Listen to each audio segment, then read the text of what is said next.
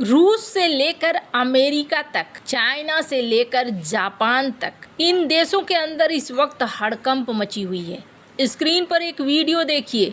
इस वीडियो में ये देखने को मिल रहा है कि व्हेल मछलियां किनारे पर आ रही हैं। आखिरकार क्या हो रहा है? वहीं डोनाल्ड ट्रंप का ट्वीट आता है, फिर तुलसी गबार्ड का भी ट्वीट आता है। एक बड़ी सुनामी क्या इन इलाकों में फैलने वाली है? वहीं दूसरी तरफ भारत का क्या सीन है?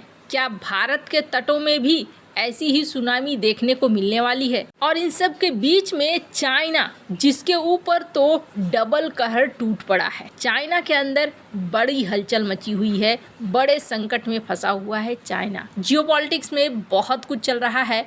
हमेशा की तरह वर्ल्ड मिरर के इस एपिसोड में जानने को मिलेगा बहुत कुछ, इसलिए वीडियो को अंत तक जरूर देखें। स्क्रीन पर जो ये वीडियो देख रहे हैं आप, इस वीडियो में समंदर से जो व्हेल मछलियां हैं अब वो किनारे पर लगना चाह रही हैं। आखिरकार हुआ क्या है? एक ट्वीट आता है डोनाल्ड ट्रंप की तरफ से। स्क्रीन पर इस ट्वीट को देख सकते हैं, जिसमें ये कहा गया एक बड़ा भूकंप हुआ है और पैसिफिक ओशियन में ये भूकंप हुआ है, इसलिए सुनामी आएगा और ये सुनामी हवाई वाले क्षेत्रों में, अलास्का वाले क्षेत्रों में और ऐसे जो पैसिफिक तटों से लगते हैं उनको प्रभावित करेंगे और जापान को भी प्रभावित करेंगे। दरअसल एक भूकंप आया है और वो भूकंप 8.8 की तीव्रता का है। स्क्रीन पर आप देख सकते हैं किस तरीके से रूस की मीडिया ने भी इसे शेयर किया है। जब ये भूकंप आया, रूस के ही इलाके कैमचटका में ये भूकंप आया है और इस भूकंप के बाद कही जा रही है एक बड़ी सुनामी तटीय इलाकों में छाने वाली है। स्क्रीन पर कुछ तस्वीरें देख सकते हैं। भूकंप में बड़ा नुकसान तो नहीं हुआ है,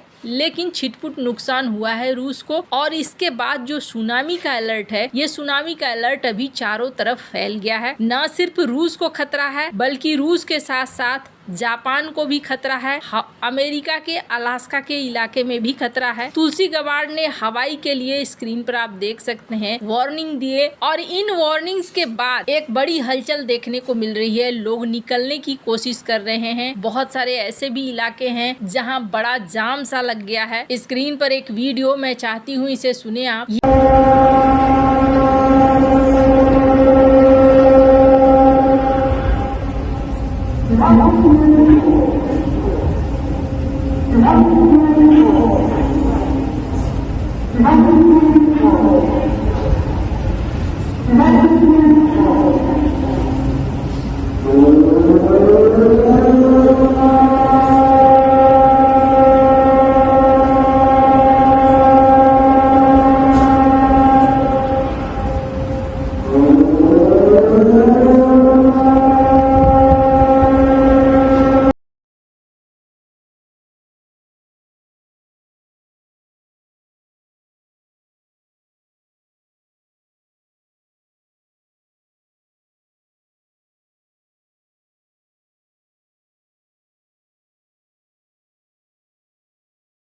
ये है जापान का, जहां सायरन बज रहे हैं और ये जो सायरन है, ये सायरन लोगों को तटीय इलाकों से निकलने के लिए आवाज दे रहा है। वहीं दूसरी तरफ बहुत सारे लोग हैं जो हवाई से निकलने की कोशिश कर रहे हैं। स्क्रीन पर आप देखिए किस तरीके से जो ये कार है एक बड़ी लंबी कतार लिए हुए हैं और यहाँ तक स्थिति आ गई कि अमेरिका के सैनिकों को उतरना पड़ा है ताकि कोई ट्रैफिक जाम ना हो जाए। रूस की बात करें तो रूस में कुरिल द्वीपों के आसपास बाढ़ भी आएगा और इमारतों को नुकसान की भी खबर बताई जा रही है। जापान में कहा जा रहा है कि 30 सेंटीमीटर की सुनामी लहर नेमुरो में दर्ज की गई है और कहना है कि ये लहरें और तेजी से बढ़ सकती है। हवाई की तरफ से तो ये देखने को मिला है कि इमरजेंसी अलर्ट भी कर दिया गया है। अमेरिका के पश्चिमी तट जैसे कि कैलिफोर्निया, ओरेगन के तटीय क्षेत्रों, Los Angeles, Santa Barbara, San Francisco के लिए सुनामी लहर जारी की गई है। लेकिन इन सब में सबसे बुरा हाल किसका है? सबसे बुरा हाल है चाइना। चाइना के सुनामी सलाह केंद्र ने पूर्वी तट में 30 सेंटीमीटर से 1 मीटर के लहरों की भविष्यवाणी की है। और सबसे बड़ी समस्या क्या है कि चाइना इस वक्त खुद बड़े संकट में फंसा हुआ है। स्क्रीन पर कुछ आर्टिकल देखिए, जिन आर्टिकल में कहा जा जा रहा है कि चाइना के कई इलाकों में भारी बारिश हो रही है और इस बारिश की वजह से बाढ़ आते जा रहे हैं। जुलाई के महीने में ये बाढ़ बहुत ज्यादा देखे गए हैं। 25 जुलाई को बाओडिंग में 24 घंटे में 448.7 mm यानी कि 17.7 इंच की बारिश हुई है, जो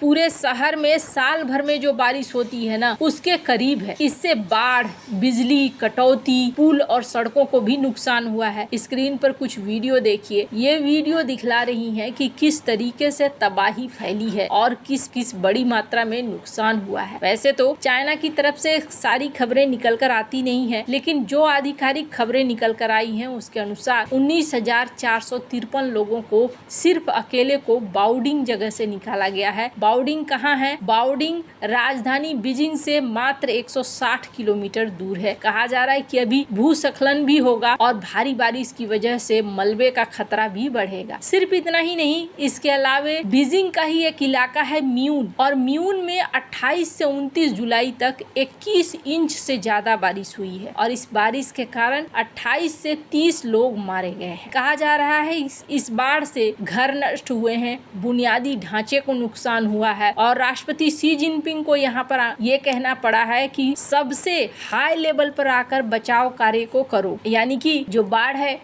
ये बाढ़ खतरनाक रूप ले रहा है। सांगसी शेडोंग यहाँ पर 23 जुलाई को 364 mm बारिश के कारण 2 लोगों की मौत हो गई, 10 लोग लापता हो गए हैं। बहुत सारे ऐसे इलाके हैं, पिछले कई दिनों से चाइना के अंदर कुछ ऐसा ही आ रहा है। बारिश भी हो रहा है, साइक्लोन भी आ रहा है, टाइफून भी आ रहा है। माना जा रहा है कि संघाई में कामचटका की वजह से एक साइक्लोन का प्रभाव देखा गया, जिसकी वजह से 2,80,000 लोगों को यहाँ से हटाया गया। इस तरीके से जो सुनामी चाइना के तटीय क्षेत्रों को प्रभावित कर रही है और अंदर खाने भारी बारिश तबाही ला रही है, इन दोनों की वजह से चाइना को अरबों डॉलर के नुकसान हो रहे हैं। चाइना की पहली छमाही में सिर्फ बाढ़, भूस्खलन और भूकंप से 54 बिलियन युआन का नुकसान हुआ है और 23 मिलियन लोग प्रभावित हुए हैं, 307 लोग मारे गए हैं या लापता हो गए हैं। चाइना के लिए ये दोहरे गाज से कम नहीं है। अब सवाल ये उठता है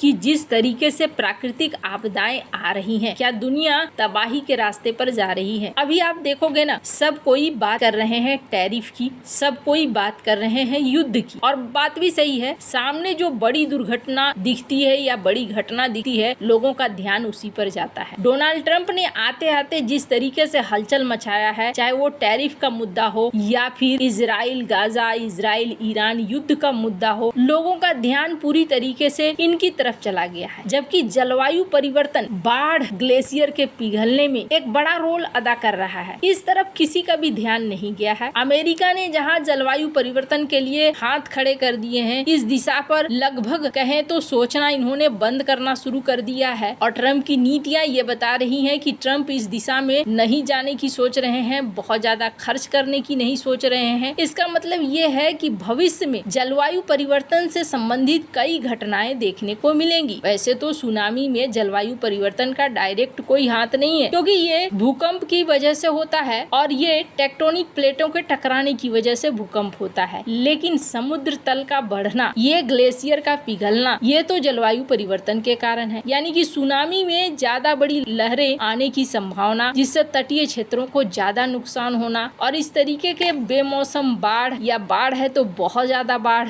गर्मी है तो बहुत ज्यादा गर्मी, ये सब कारक हैं जलवायु परिवर्तन के। पर उस दिशा में अभी कोई भी नहीं सोच रहा है। आने वाले दिनों में ऐसी घटनाएं और भी ज्यादा बढ़ेंगी और तब जाकर दुनिया के देश जागेंगे और इस दिशा में काम करना शुरू करेंगे। वैसे आपको क्या लगता है इन सब मामले में? आप क्या राय है कमेंट कर जरूर बताएं। जल्द मिलते हैं अगले वीडियो में नई खबर के साथ।